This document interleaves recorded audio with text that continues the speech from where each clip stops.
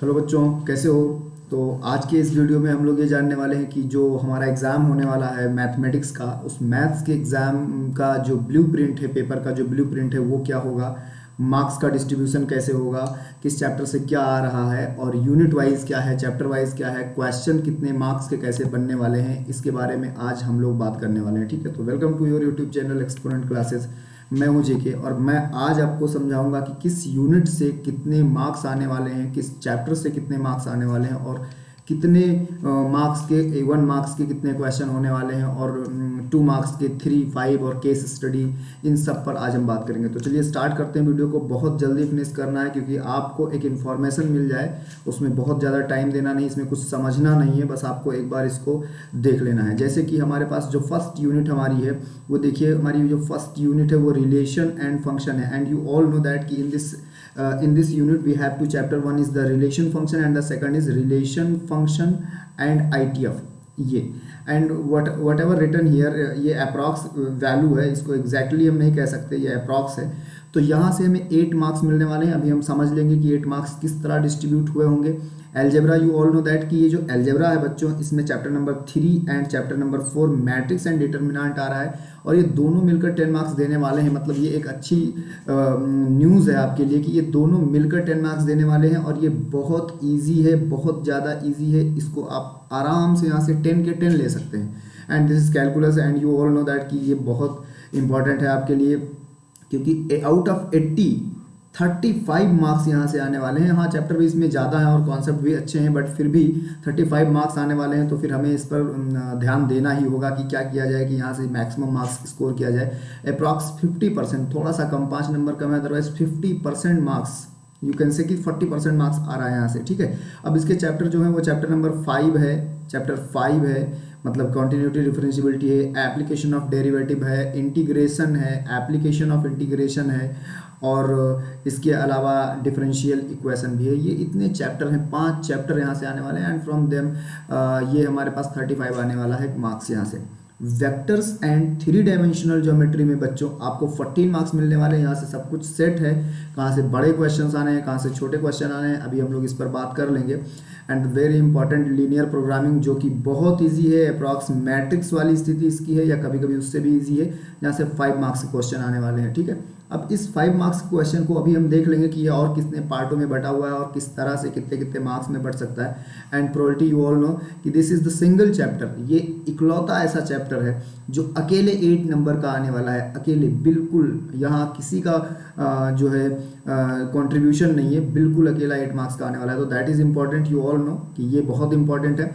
तो ये था बच्चों कि यूनिट वाइज इसको डिस्ट्रीब्यूट कैसे किया गया है। ये सीबीएसई का जो पेपर आया हुआ है उसके अकॉर्डिंग, या वो पहले से ही सीबीएसई अपना एक सिलेबस दे के रखा होता है, तो उसके अकॉर्डिंग ये डिस्ट्रीब्यूशन है। इसमें कुछ अप डाउन भी हो सकता है, बट मोस्ट एक्यूरेट है कि मतलब इसी के आसपास 1-2 नंबर या 1-2 क्वेश्चन इस तरफ उस तरफ हो सकते हैं, बाकी सब कुछ यही रहने वाला है। ठीक है, तो चलिए देखते हैं कि अब इसमें कितने क्वेश्चंस आने वाले हैं और कितने तरीके से आने वाले हैं। तो first of all just I want to tell you कि टोटल जो क्वेश्चंस आपको करने होंगे, जो टोटल क्वेश्चन करने होंगे बच्चों, एंड दैट इज वो 38 ही होंगे। मतलब ये 38 तो आपको अटेम्प्ट करने ही करने, इसमें तो कहीं कोई इफ बट ही नहीं है।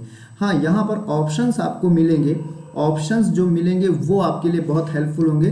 तो अगर हम देखें तो including options we will get 44 to 45 questions हमको मिलेंगे, जिसमें से हमें 38 करने होंगे।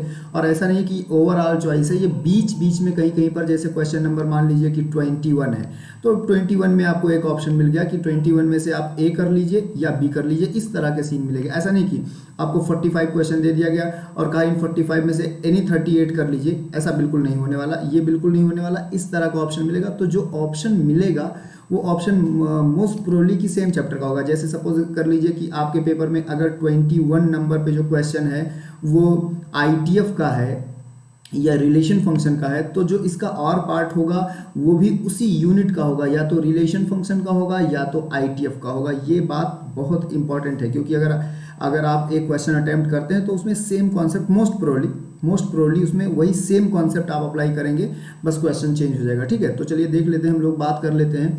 देखिए 1 मार्क्स के जो क्वेश्चंस हमारे पास आने वाले हैं वो टोटल 18 क्वेश्चंस तो ऐसे आएंगे जो एमसीक्यू होंगे। 18 क्वेश्चन, बिना किसी ऑप्शन के, कोई ऑप्शन इसमें नहीं होगा। ये 18 क्वेश्चन सीधे वन वन करके, वन बाय वन करके लिखे होंगे, एमसीक्यू होंगे। और अभी हम देख लेंगे कि ये कितने एमसीक्यू कहाँ से बन सकते हैं 1 मार्क्स के। और ये जो 2+ मैंने यहाँ पर करके रखा है, ये असर्शन रीजन का क्वेश्चन है। इस पर भी हम बात कर लेंगे कि असर्शन रीजन कहाँ से बन रहा है, ठीक है। तो टोटल आपको 20 क्वेश्चन मिलेंगे जो 1 मार्क्स के होंगे एंड विदाउट ऑप्शन, कोई ऑप्शन नहीं इनके साथ। आपको इनको, अगर आप 100 का टारगेट बना के रख रहे हैं तो आपको इनको अटेम्प्ट करना ही होगा 100 out of 100, means 20 out of 20। देखिए, अब उसके बाद 1 मार्क्स के क्वेश्चन के बाद फिर 2 मार्क्स के क्वेश्चन है, और 2 मार्क्स के टोटल क्वेश्चन आपको 6 मिलेंगे जो कि सेक्शन बी में होगा। और ये 6 क्वेश्चन मिलेंगे, टोटल इनका मार्क्स 12 होगा। यहाँ आपको ऑप्शंस मिल सकते हैं, अभी हम लोग डिस्कस कर लेंगे कितने ऑप्शंस मिलेंगे और कहाँ पे मिलेंगे, ठीक है। नेक्स्ट आपका 3 मार्क्स का क्वेश्चन है, जो आपका पेपर होगा, वो पेपर आपका कैटेगराइज होगा A, B, C, D and E, इतने उसमें पार्ट होंगे, जिसमें से ये जो A पार्ट है वो MCQ का होगा, मीन्स 1 मार्क्स वाले होंगे। बी पार्ट में आपके 2 मार्क्स आ जाएंगे, और सी पार्ट में आपके 3 मार्क्स आ जाएंगे, और डी पार्ट में आपके 5 मार्क्स आ जाएंगे। और ये जो ई है वो 4 मार्क्स का केस बेस और सोर्स बेस क्वेश्चनों को कंटेन करता होगा, ठीक है। तो क्वेश्चन नंबर 3 जो है वो 6 मार्क्स के 6 क्वेश्चन होंगे, और टोटल 18 मार्क्स आपको मिलेगा यहाँ से। क्वेश्चन 5 मार्क्स वाले जो क्वेश्चन होंगे वो 4 होंगे और आपको 20 मिलेगा।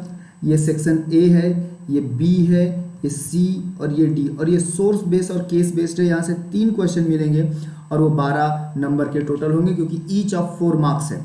तो ये तो हो गया मार्क्स का जो है क्वेश्चन पेपर का किस तरह से डिस्ट्रीब्यूशन किया गया है, मतलब कितने क्वेश्चंस किस सेक्शन में रखे गए हैं और कौन सा सेक्शन कितने मार्क्स का है, ये वो डिस्ट्रीब्यूशन हो गया, ठीक है।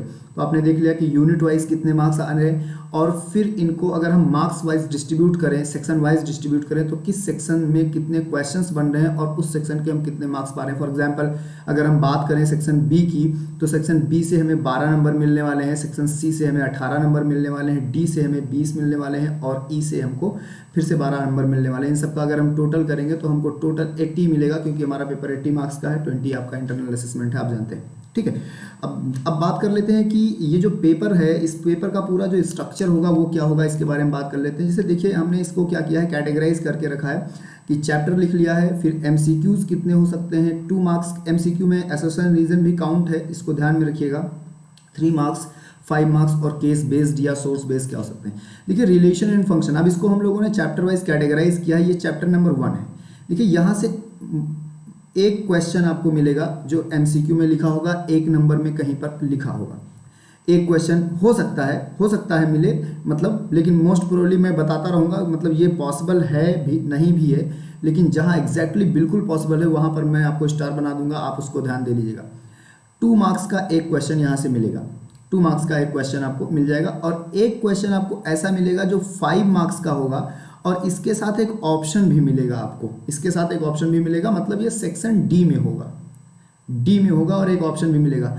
और अब ये भी समझते चलिए कि यहाँ से ये जो मिलेगा वो कैसा होगा। ये जो आपने देखा अभी तक इक्विवेलेंस रिलेशन वाली जो क्वेश्चंस हैं, इक्विवेलेंस रिलेशन एंड क्लास, ये मोस्ट प्रोबेबली 98% वो चांस है कि वो क्वेश्चन यहाँ का होगा, और भी चांस है, या 90% आप कह लीजिए, और भी चांस है कि या तो ये यहाँ का होगा, या ये 1-1-2 या बाइजेक्टिव का क्वेश्चन हो सकता है, या तो 1-1-2 या बाइजेक्टिव होगा, या इक्विवेलेंस रिलेशन एंड क्लास। और इक्विवेलेंस रिलेशन एंड क्लास मेरी तरफ से ज़्यादा इंपॉर्टेंट है in comparison of the 1-1-2 function.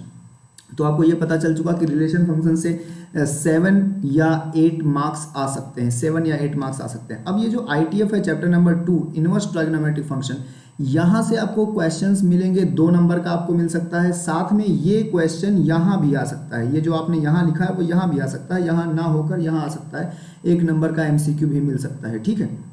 और बस इसमें बड़े क्वेश्चंस आपको नहीं मिल रहे हैं। ये जो पैटर्न हमको मिला हुआ है, जो हमने ऑब्जर्व करा, जो CBSE का सैम्पल क्वेश्चन पेपर हमने देखा, CBSE ने जो हमें हिंट दिया, उससे हमने ये एनालिसिस किया है, इसमें थोड़ा सा कुछ आगे पीछे हो सकता है, बाकी सब कुछ सेम होने वाला है।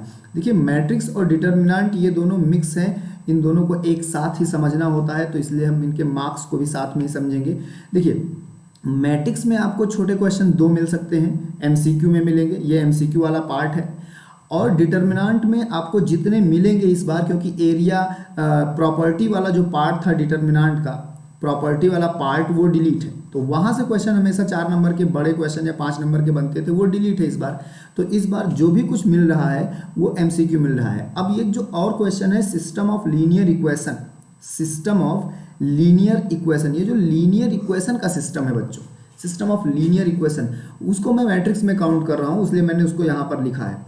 तो अब यहाँ पर देखेंगे 2 मार्क्स का कोई क्वेश्चन नहीं है, 3 मार्क्स का कोई क्वेश्चन नहीं है, एक क्वेश्चन आपको मिलेगा 5 मार्क्स का सेट, जिसमें आपको सॉल्व करना होगा, एक्स वाई और जेड की वैल्यू निकालनी होगी, और केस बेस्ड यहाँ से बिल्कुल नहीं है। तो टोटल आप देख लीजिए यहाँ पर आपको मिल जाएगा 5 और 3 8 to 10 मार्क्स यहाँ से आपको मिलने वाले हैं। ठीक है, ये बहुत इंपॉर्टेंट है, इसमें कुछ नहीं बदलेगा कि ये आ सकता है या ये आ सकता है, 101% बस सिस्टम ऑफ लीनियर इक्वेशन ही आएगा, बस हमें इसी को सॉल्व करना है। ठीक है, नेक्स्ट आपको मिलता है देखिए कॉन्टिन्यूटी एंड डिफरेंशियबिलिटी, जो कि चैप्टर नंबर 5 है।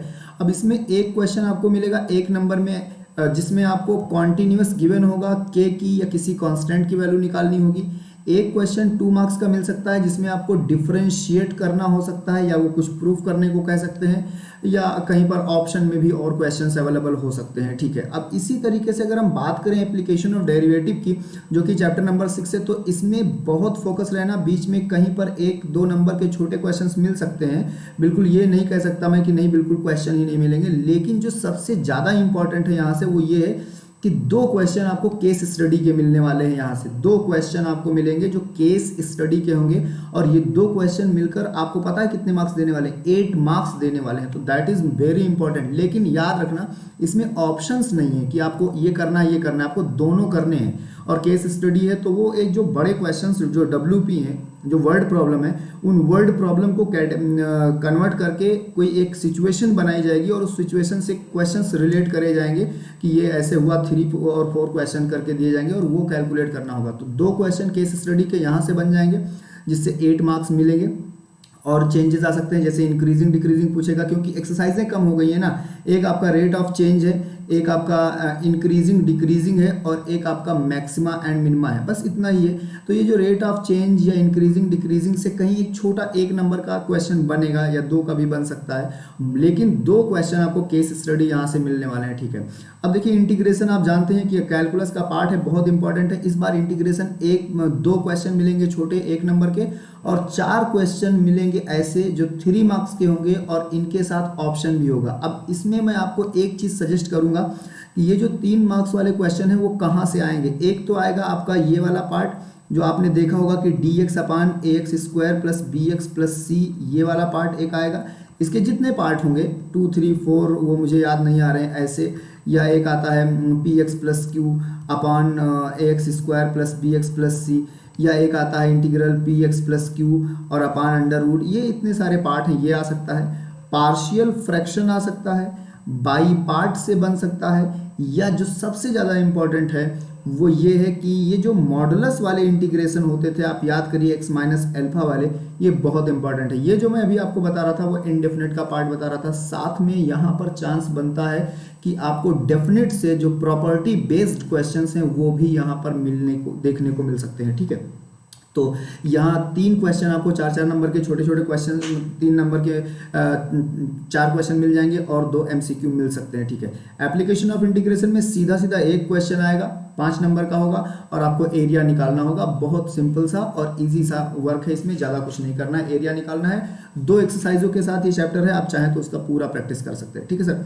जो डिफरेंशियल इक्वेशन है उसमें 3 छोटे क्वेश्चन मिलेंगे, जैसे ऑर्डर हो गया, डिग्री हो गया, डिफरेंशियल इक्वेशन है कि नहीं है, और वेरिएबल सेपरेबल से सॉल्व करना या होमोजीनियस चेक करना, ऐसे छोटे छोटे क्वेश्चन मिल जाएंगे आपको।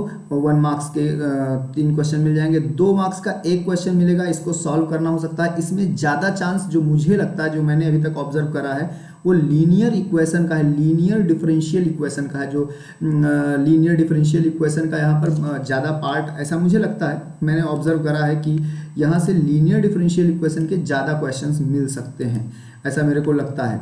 ठीक है, तो आप उसको प्रैक्टिस कर लेना क्योंकि वो इम्पॉर्टेंट है। लीनियर डिफरेंशियल इक्वेशन के ज़्यादा पार्ट मिल सकते हैं। ठीक है, अब देखिए इसमें हम लोग थोड़ा सा और आगे बढ़ें। अगर हम थोड़ा सा और आगे बढ़ें तो हम देख सकते हैं इसमें कि नेक्स्ट जो आपको मिलने वाला है वो ये है लीनियर डिफरेंशियल इक्वेशन। अब देखिए यहाँ पर हमको क्या मिला हुआ है, वेक्टर 3D मिला हुआ है। वेक्टर 3D में ये जो 5 क्वेश्चन हैं, वेक्टर एंड 3D दोनों हैं, ये 5 मार्क्स के क्वेश्चन है, दोनों मिक्स हैं। चैप्टर नंबर 10 और चैप्टर 11 ये दोनों मिलकर 5 नंबर बनाएंगे। छोटे छोटे क्वेश्चन बहुत सारे बन सकते हैं कि लेमडा की वैल्यू बताइए, डॉट प्रोडक्ट निकालिए, एंगल थीटा निकालिए, साइन थीटा निकालिए, ऐसे बहुत सारे क्वेश्चन बन सकते हैं या क्या हो सकता है। ठीक है, हाँ 2 मार्क्स के 3 क्वेश्चन और बनेंगे यहाँ पर, क्योंकि आपको पता है कि ये 14 आता है, और 2 क्वेश्चन 5 नंबर के बनेंगे यार, ये बहुत इंपॉर्टेंट है। अब ये कहाँ से बनेंगे वो मैं तुमको बता दूं, वो 3D से बनेंगे। बाकी जिसको जहाँ जो हो रहा है होने दीजिए। ये जो दोनों क्वेश्चन हैं वो 3D से बनेंगे मोस्ट प्रोबेबली, और 3D में कहाँ से बनेंगे उस पर भी हम लोग बात कर लेंगे। LPP में 2 छोटे क्वेश्चन मिलेंगे और एक आपको 5 नंबर का नहीं, मुझे नहीं लगता कि 5 नंबर का, हाँ 3 नंबर का एक क्वेश्चन आपको मिल सकता है। LPP में 3 नंबर का एक क्वेश्चन आपको मिल सकता है, 2 छोटे क्वेश्चन मिल जाएंगे जो MCQ में होंगे। और प्रोबेबिलिटी में एक छोटा क्वेश्चन, 2 क्वेश्चन 2 नंबर के, और एक केस स्टडी आपको यहाँ से मिलने वाला है जो 4 नंबर का होगा। तो इस तरीके से आपने देखा कि आपके पास जो पेपर आने वाला है उसमें क्या क्या होने वाले हैं और कैसे कैसे होने वाले हैं। अब हम लोग आप इसको समझिएगा कि कहाँ से कितने आने वाले हैं, ब्लूप्रिंट क्या है, कैसे है। अब हम इसके बाद वाले जो वीडियो आपके लिए बनाएंगे उसमें हम ये आपको बताएंगे कि इन चैप्टरों से, किस चैप्टर से कौन से पार्ट से ज़्यादा क्वेश्चन बन सकता है। जैसे कि एग्जांपल के लिए मैं आपको बताऊं कि अगर मैं बात करता रिलेशन फंक्शन की, तो रिलेशन फंक्शन में equivalence relation is most important. Most important यहाँ से बनना ही बनना है क्वेश्चन, कहीं बट है ही नहीं। तो ऐसे सभी चैप्टर से कहाँ से क्वेश्चंस बन सकते हैं वो मैं प्रिपेयर करूंगा और आपको बताऊंगा। ठीक है, और आप इसको देखिए और क्वेश्चंस प्रैक्टिस करते रहिए, उनको बिल्कुल ना छोड़िए, पढ़ते रहिए, उसका कोई अल्टरनेट नहीं है, स्टडी करते रहिए। ऑलराइट, चलिए फिर मिलते हैं नेक्स्ट वीडियो में। Thank you so much.